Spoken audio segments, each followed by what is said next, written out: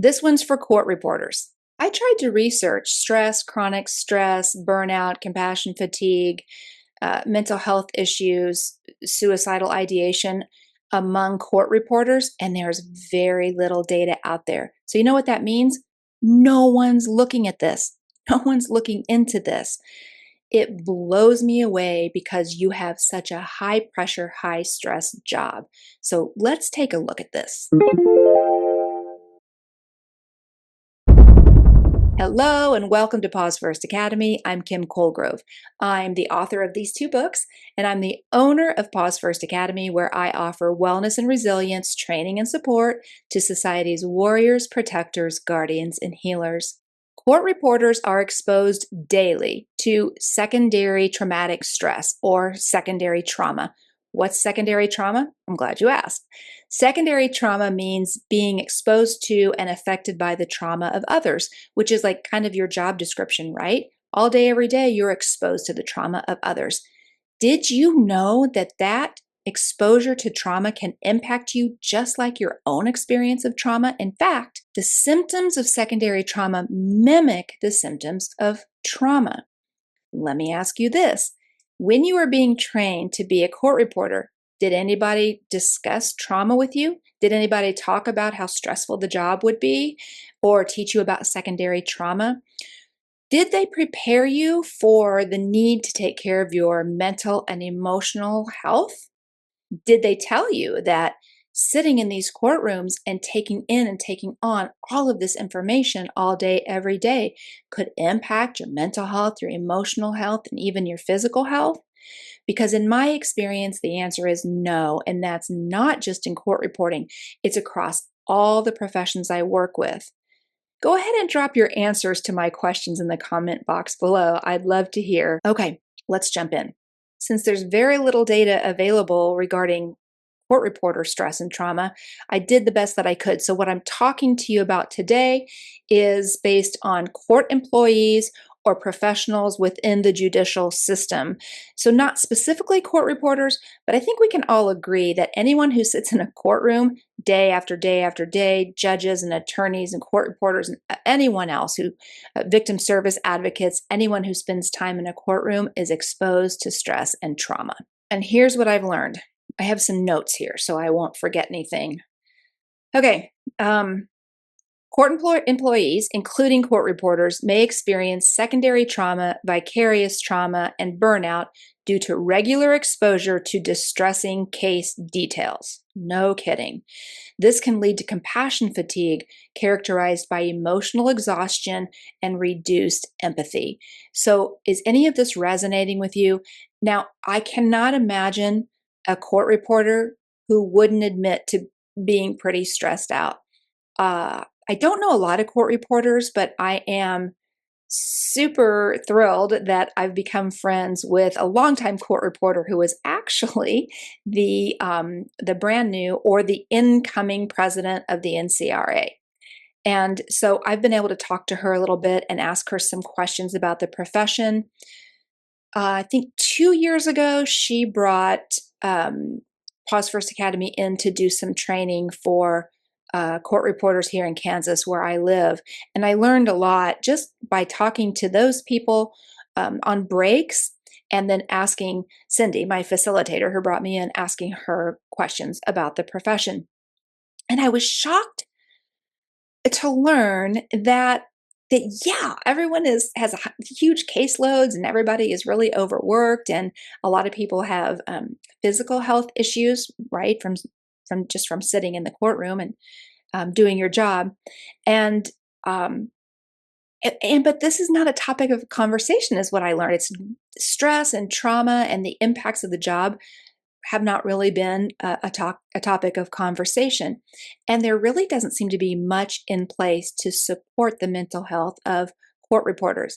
Now, I have an interview coming up. You're going to want to subscribe and also hit that notification bell, because if you're a court reporter or if you work in the court system at all, so victim service advocates or attorneys and even judges, so I have an interview coming up with Cindy Isaacson, who is the president-elect, the upcoming president of the National Court Reporters Association, and she has some plans to make some changes in this area, and you're going to want to watch that episode because she has some really great ideas about implementing peer support and a whole bunch more. Anyway, okay, referring to my notes here so I don't forget anything. Okay, I want to break down and define each one of these mental health issues that I just mentioned. So let me go over the list again real quick. Secondary trauma or secondary traumatic stress, vicarious trauma, burnout, compassion fatigue. So let's go through that list and talk about each one of them briefly. All right, take a deep breath here. And I want you to do a little introspection, and I want you to listen, and I want you to think about which of these you have struggled with or you maybe are struggling with. Secondary trauma, being exposed to and impacted by the trauma of others. Vicarious trauma, that is very similar to secondary trauma. It's about being exposed to and impacted by the trauma of others. But vicarious trauma is prolonged. It persists over a long period of time, like, say, a career. And vicarious trauma changes a person's world view. So a person might go from a fairly positive, upbeat person to someone who views the world as a dark and scary and dangerous place. And that makes me so sad that vicarious trauma can actually change a person's world view. Let's talk about burnout. Burnout is not necessarily related to trauma. Burnout can be defined as a cumulative process marked by emotional exhaustion and withdrawal associated with increased workload and institutional stress. Increased workload and institutional stress, anybody?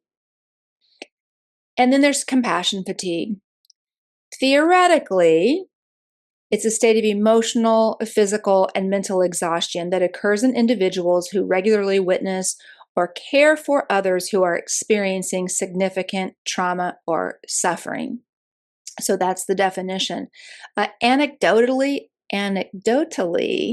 it's when your give a shit meter is stuck on I don't give a shit anymore. And I apologize if you don't like swearing.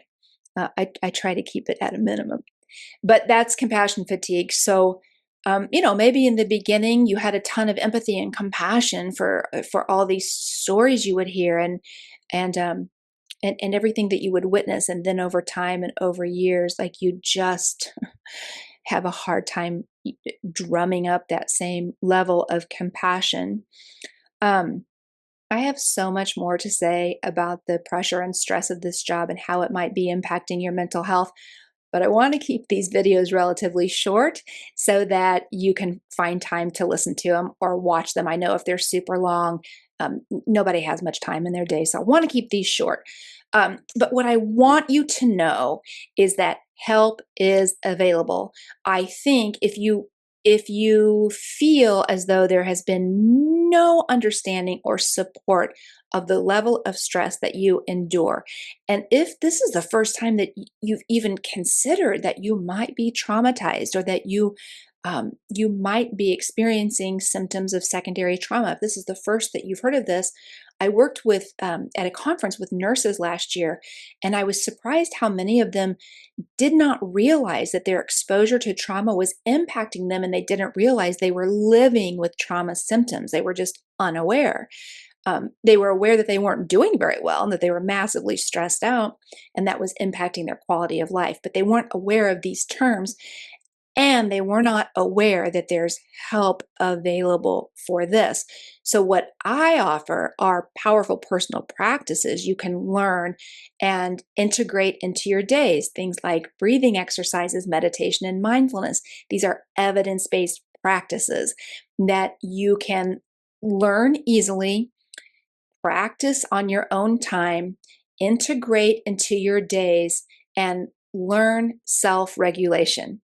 Nervous system regulation will begin to bring down your stress level. So that's personally what I teach and talk about. In fact, before I got into this work with the warriors, protectors, guardians, and healers, I was a meditation and mindfulness instructor in corporate settings. So I came out of that world and kind of took everything I learned and knew and taught and brought it into this world. And I want to share it with you Two, there are so many ways you can learn about these things from me without a huge investment in time and without spending any money. So that's the good news. If you're ready for that, I can teach you about these self regulation practices.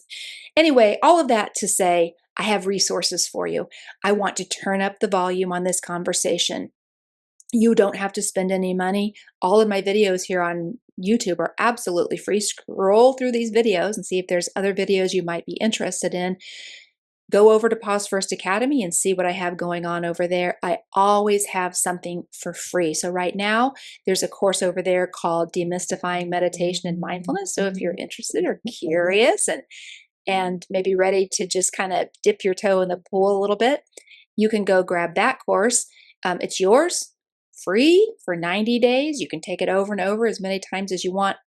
That won't be free forever, but there will always be something available. And you can always just come here to YouTube and take advantage of my videos. I have some mini courses and I'm bringing a whole lot more because I want to talk about all these topics that I've talked about in my books, the topics that I talk about when I travel and speak and teach at conferences.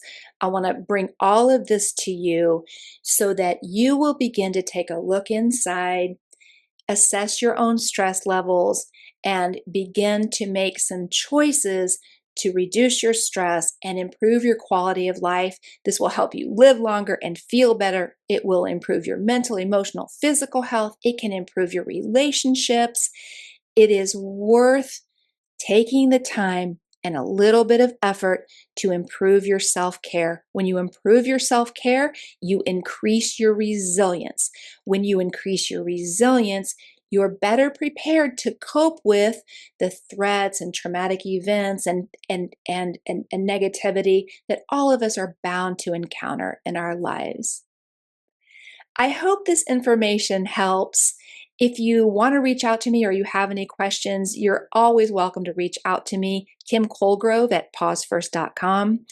Anything I've talked about today, I will drop the information and links in the description box below. And all my resources that are available, I'll include in that description box since you were interested enough to click on this video. And if you've watched it all the way to here, then you're at least curious, if not interested. So, can I suggest that you take a step today? Even if it's just sitting with yourself for 2 or 3 minutes or 5 minutes, taking a breath and looking inside and thinking, how stressed am I? What's my stress level right now?